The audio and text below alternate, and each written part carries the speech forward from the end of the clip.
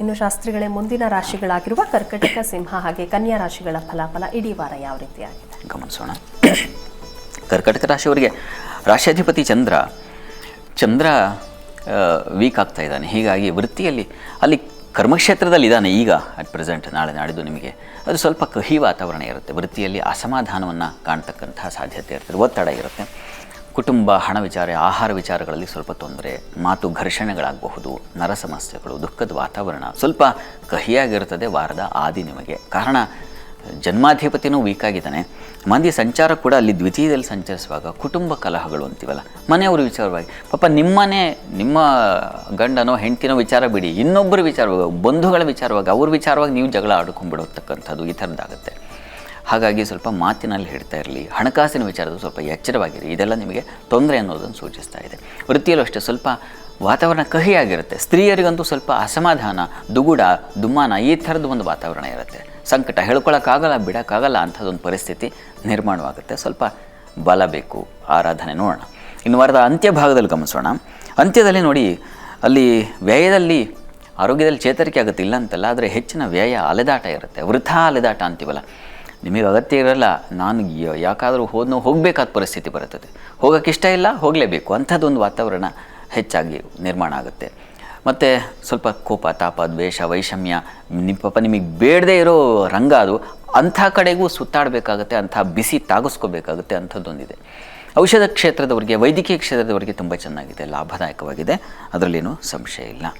ಇದಕ್ಕೆ ಪರಿಹಾರ ಏನಪ್ಪ ಅಂತಂದರೆ, ದುರ್ಗಾ ಸನ್ನಿಧಾನದಲ್ಲೇ ಅಭಿಷೇಕ ಮಾಡಿಸಿ, ಅದರಲ್ಲೂ ಕ್ಷೀರಾಭಿಷೇಕ ಮಾಡಿಸಿ, ಅದನ್ನು ಸ್ವೀಕರಿಸಿ, ತೀರ್ಥ ಸೇವನೆ ಮಾಡಿ. ಅದು ಸ್ವಲ್ಪ ಈ ಮಾನಸಿಕವಾಗಿ ಆಗ್ತೋ ಕುಗ್ಗುವಿಕೆ, ಅಸಮಾಧಾನ, ದ್ವೇಷ ಭಾವನೆ ಇದೆಲ್ಲ ಸ್ವಲ್ಪ ಕಡಿಮೆ ಮಾಡುತ್ತೆ.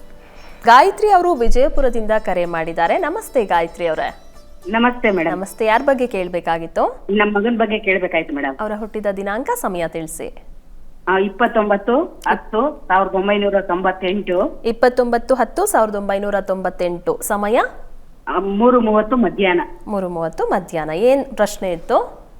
ಅವ್ರದ್ದು ಮನೆ ಕಟ್ಟೋ ವಿಷಯ ಮತ್ತೆ ಮದುವೆ ವಿಷಯ ಕೇಳಬೇಕಾಗಿತ್ತು. ಸರಿ, ಶಾಸ್ತ್ರಿಗಳಿದ್ದಾರೆ, ಮಾತಾಡಿ. ನಮಸ್ಕಾರ ಗಾಯತ್ರಿ ಅವರೇ. ನಮಸ್ಕಾರ ಗುರುತೆ. ನಮಸ್ಕಾರ. ವಿವಾಹದ ಬಗ್ಗೆ ನೋಡಿ, ಅಲ್ಲಿ ವಿವಾಹಕ್ಕೆ ಆ ಅಧಿಪತಿ, ವಿವಾಹ ಯಾರು ಏರ್ಪಾಡು ಮಾಡ್ಕೊಳ್ಬೇಕು ಆ ಗ್ರಹ ಬಲಹೀನನಾಗಿದ್ದಾನೆ, ನೀಚ ಸ್ಥಾನದಲ್ಲಿದ್ದಾನೆ. ಮತ್ತು ಕುಜ ರಾಹು ಇರತಕ್ಕಂಥದ್ದು ಸ್ವಲ್ಪ ತೊಡಕಿದೆ. ಹೀಗಾಗಿ ಒಂದು ರವಿ, ಕುಜ, ರಾಹು ಈ ಗ್ರಹಗಳಿಗೆ ಕ್ರಮವಾದ ಒಂದು ಶಾಂತಿ ಮಾಡಿಸೋದು ತುಂಬ ಒಳ್ಳೆಯದು, ಅದರಿಂದ ಅನುಕೂಲ ಆಗುತ್ತೆ. ಹೀಗಾಗಿ ಅದನ್ನು ಅಗತ್ಯ ಇದೆ, ತಕ್ಷಣ ಮಾಡಿಸ್ತಕ್ಕಂಥದ್ದು. ಈಗ ಪ್ರಸ್ತುತ ಗುರುದಶೆಯಲ್ಲಿ ಗುರುಭುಕ್ತಿ ನಡೀತಾ ಇದೆ ಅವರಿಗೆ. ಈಗ ಅನುಕೂಲದ ಕಾಲವೇ ಇದೆ. ಮುಂದಿನ ಜನವರಿ ನಂತರ ತುಂಬ ಬಲವಾಗಿದೆ. ಯಾಕೆಂದರೆ ಲಗ್ನಾಧಿಪತಿ ಕಾಲ ಶುರುವಾಗ್ಬಿಡುತ್ತೆ. ಈಗಲೂ ಚೆನ್ನಾಗಿದೆ, ಇಲ್ಲ ಅಂತಲ್ಲ. ನನಗನ್ಸುತ್ತೆ ಇನ್ನೊಂದು ವರ್ಷದೊಳಗೆ ಖಂಡಿತ ವ್ಯವಸ್ಥೆ ಆಗುತ್ತೆ, ಆತಂಕ ಬೇಡ. ಅಷ್ಟರಲ್ಲಿ ಈ ಒಂದು ಶಾಂತಿ ದಯವಿಟ್ಟು ಮಾಡಿಸಿ, ಇದು ಅನಿವಾರ್ಯ ಇದೆ. ಇನ್ನು ಮನೆ ಬಗ್ಗೆ ಕೇಳಿದ್ದೀರಿ, ನಿರ್ಮಾಣಕ್ಕೆ, ಗೃಹ ನಿರ್ಮಾಣಕ್ಕೆ ಯಾವಾಗ ಆಗಬಹುದು ಅಂತ. ಅದಕ್ಕೆ ನೋಡಿ ಸ್ವಲ್ಪ ಕಾಲ ಇದೆ. ಸ್ವಲ್ಪ ಅಂದರೆ 2030 ಆಗಬೇಕು, ಆಗ ಸ್ವಲ್ಪ ಬಲ ಬರುತ್ತೆ. ಈಗ ಇಲ್ಲ ಅಂತಲ್ಲ, ಈಗಲೂ ಒಂದು 3 ತಿಂಗಳು ಕಳೆದ ಮೇಲೆ ಅಂಥದ್ದೊಂದು ಅವಕಾಶ ಇದೆ. ಪ್ರಯತ್ನ ಮಾಡೋದಾದ್ರೆ ಮಾಡಲಿ. ಆದರೆ ಮೊದಲು ಇದನ್ನೇನು ವಿವಾಹ ಇದಕ್ಕೆ ತೊಡಕುಗಳನ್ನು ಬಿಡಿಸ್ಕೊಂಡು ಇದನ್ನು ಮಾಡಿ ಸ್ವಲ್ಪ ನಿಧಾನ ಕಟ್ಟಿ, ಆವಾಗ ಶುಕ್ರನ ಕಾಲ ಶುರುವಾಗುತ್ತೆ, ಆಗ ಹೆಚ್ಚು ಸಹಾಯ ಆಗುತ್ತೆ ಅಂತ. ಒಳ್ಳೆಯದಾಗಲಿ.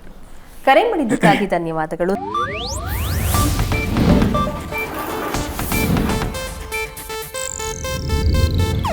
ಇದು ಏಷ್ಯಾನೆಟ್ ನ್ಯೂಸ್ ನೆಟ್ವರ್ಕ್ ಪ್ರಸ್ತುತಿ.